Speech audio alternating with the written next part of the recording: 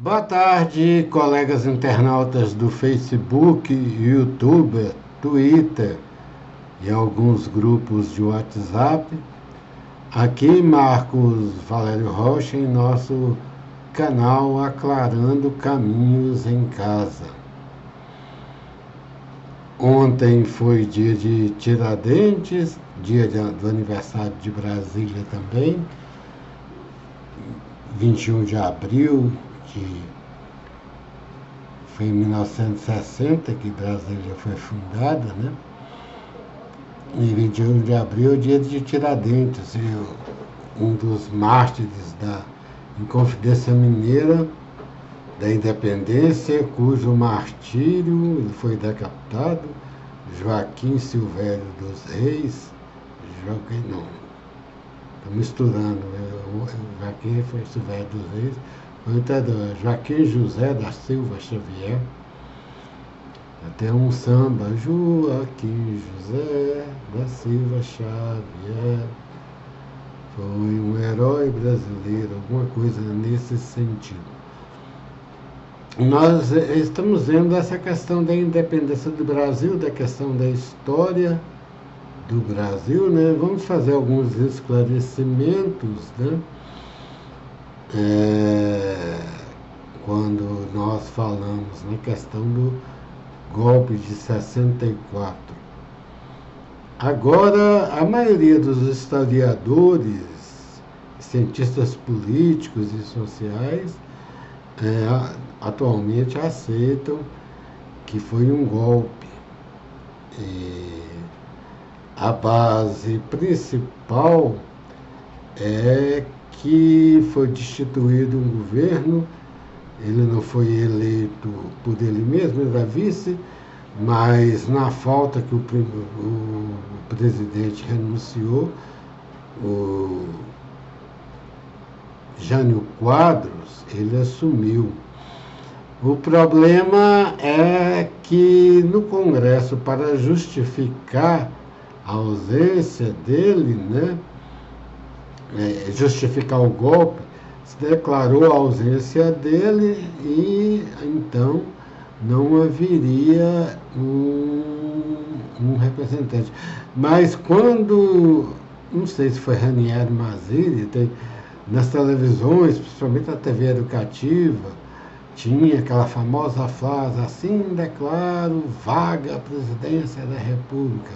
E os congressistas, mas sob a alegação que não existia presidente no Brasil.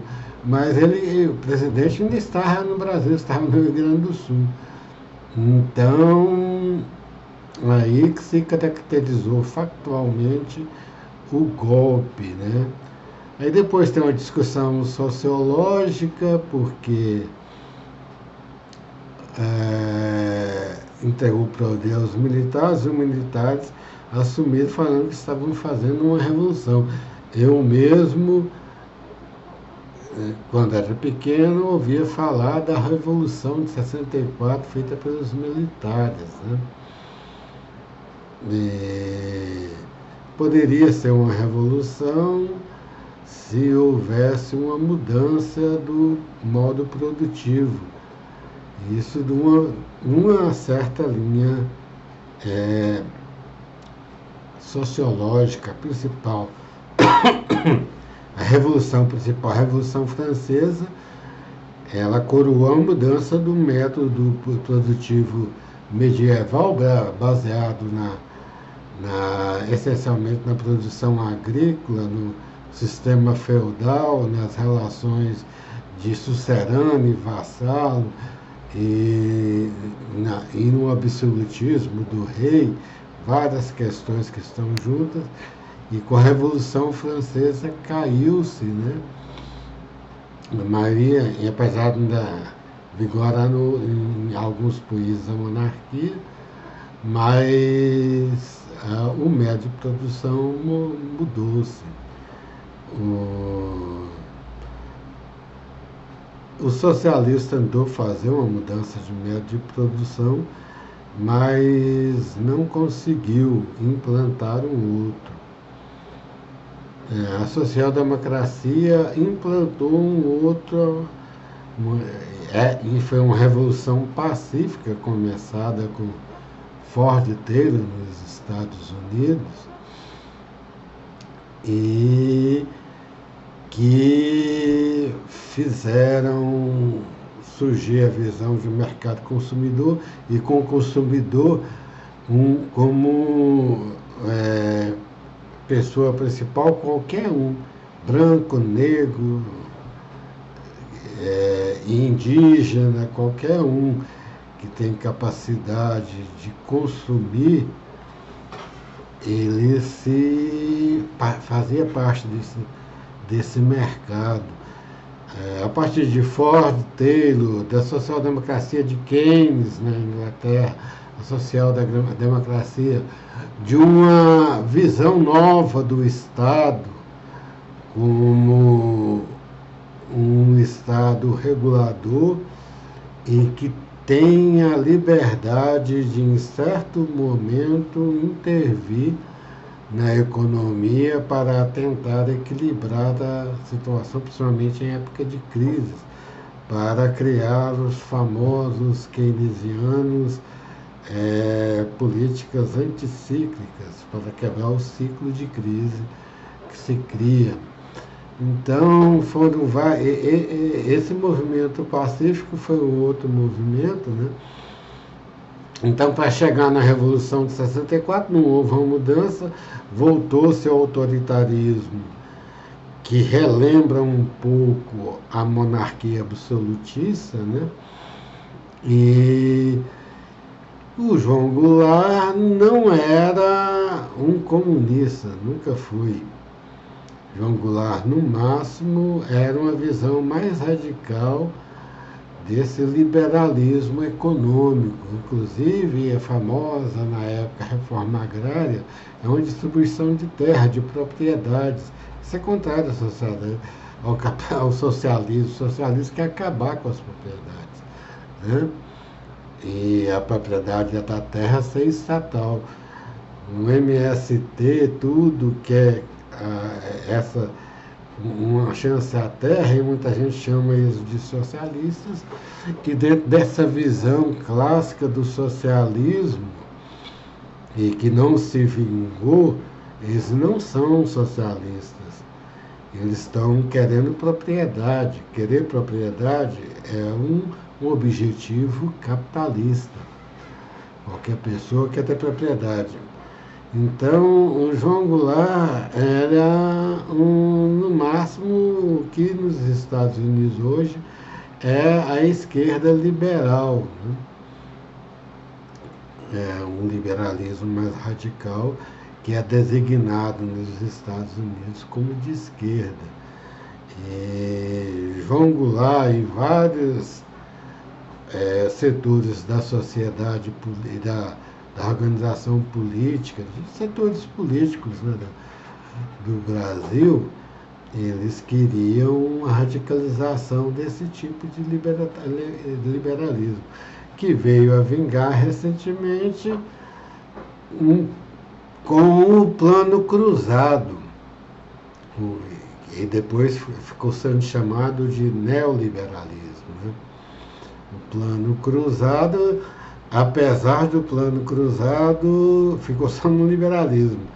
Nessa questão social de incorporação das massas, apesar do discurso ser para que a sociedade caminhasse nesse sentido, não foi isso que se viu, né? Foi a manutenção dessa situação brasileira de uma leva gigante de pessoas que são alijadas do processo civilizatório, econômico, social.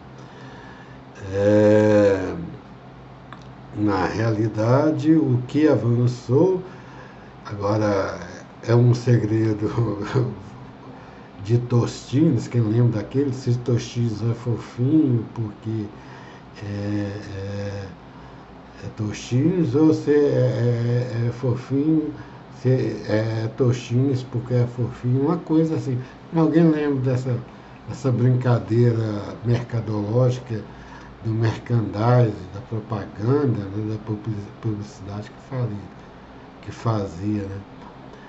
Mas quem fez uma, esse liberalismo incorporador de massas, né, foi os governos Lula, que é o atual presidente. Lula nunca contestou a organização capitalista, nunca contestou a propriedade privada. Ele simplesmente colocou o Estado atuante e abrindo espaços para incorporação de massas a partir de programas de implementação de renda mínima que garantisse a sobrevivência e uma visão de implementação de processos de programas educacionais que facilitassem a vinda das pessoas em geral para esse processo de conhecimento e de formação, inclusive econômica. Assim, o Lula, pelo menos, muitas vezes fala, o socialismo tem isso, que ele quer que mais pessoas da sociedade se incorporem ao processo econômico, mas nunca foi um programa voltado para métodos socialistas de implementação de uma intervenção brutal do Estado na economia. Algumas questões estratégicas, ele tem uma visão mais incisiva, foi da questão do petróleo, questão da telecomunicação, está tentando, né, da questão da Eletrobras, principalmente, tentando uma implementação mais séria, né? E agora tem o Haddad está tentando,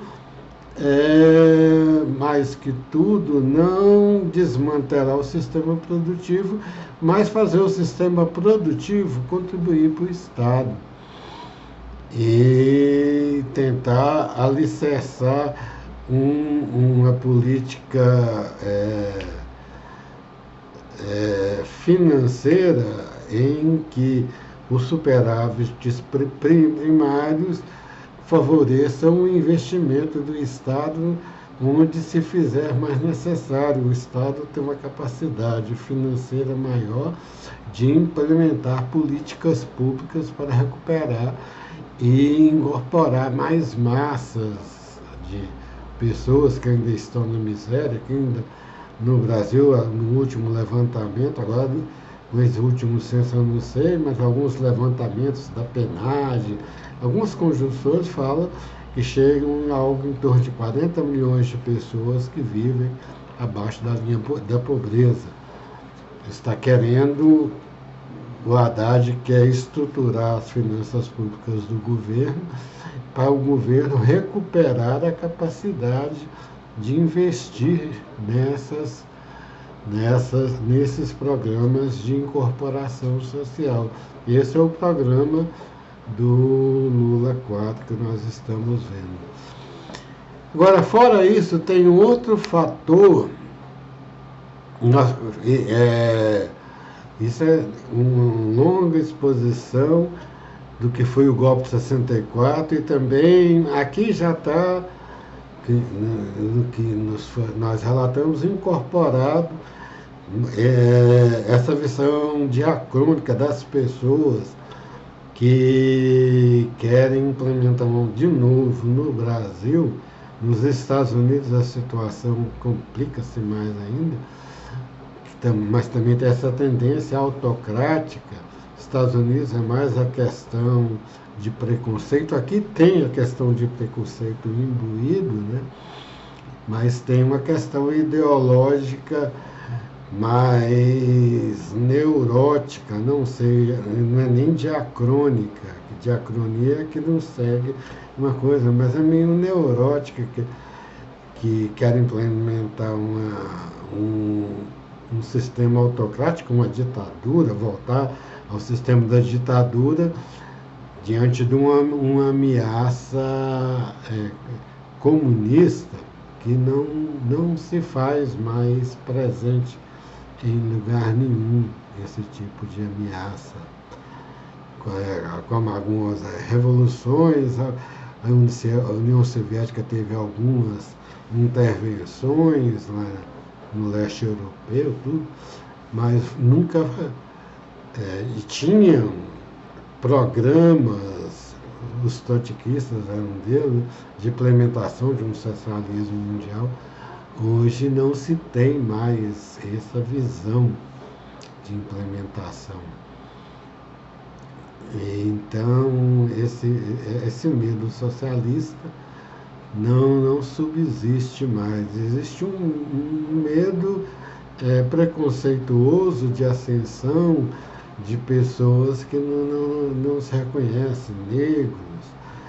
Na Europa, os judeus, que tem um preconceito dos judeus, indígenas, e a questão social de homossexuais, de transexuais, e essa questão dessas pessoas que estão ascendendo vem incomodando muito. Então é toda uma outra questão de visão do mundo, não a questão comunista como é alegado aqui no Brasil. Nos Estados Unidos é mais alegada essa outra questão. E dentro dela tem a questão do nacionalismo, tem a questão da Amazônia.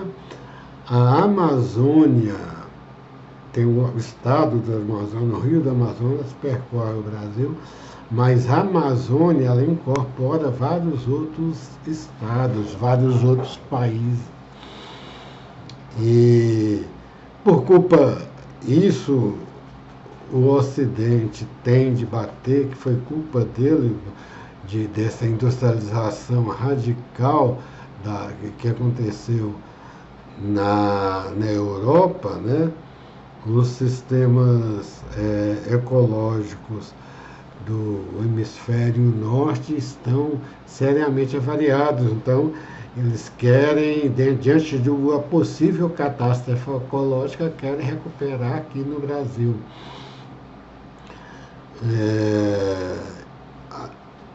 O governo anterior queria simplesmente fechar a Amazônia nossa, tipo o petróleo nosso, mas fechar totalmente, mas não há como fechar por conta disso, porque os sistemas ecológicos eles não dependem do país. E os desequilíbrios não afetam todos os outros e afetam nós mesmos, né? Então, o atual governo quer recuperar esse lado, uma abertura para o capital estrangeiro, principalmente os Estados Unidos agora elevaram, eles diz que iam investir 50 milhões de dólares, agora passou para 500, uma elevação maior pela importância da Amazônia. E esse investimento na Amazônia, com processos produtivos mais saudáveis, vai trazer uma alavancagem do Brasil no cenário maior mundial muito mais significativa que um simples fechamento nacionalista, xenófobo, regressivo, né? Então, tem de ser um nacionalismo progressivo que aceita os outros auxílios e reconhece e nessa questão ecológica, os estados nacionais eles caem um pouco de importância em vista dos ecossistemas que muitas vezes incorporam vários estados, incorporam o globo terrestre em sentido geral. E essa ponta é outro esclarecimento que nós queremos ter, né? E fazer um momento que nós estamos vendo surgindo e do qual a posição atual do atual governo é muito consequente e muito visionária naquilo que nós podemos avançar para construirmos tanto nós mesmos e firmarmos como potência mundial, nacionalisticamente falando, né? Agora, muita gente não aceita isso por conta de ser um político tal, de ser uma facção partidária, um partido tal, então não querem que se avance nesse sentido por jogos políticos, mas a visão política é a visão mais consequente, isso no nosso ver. Tem algumas querelas ainda que vão surgir, mas é isso que nós queremos demonstrar aqui sobre essa reflexão sobre a Inconfidência Mineira, Independência e Tiradentes. Boa tarde.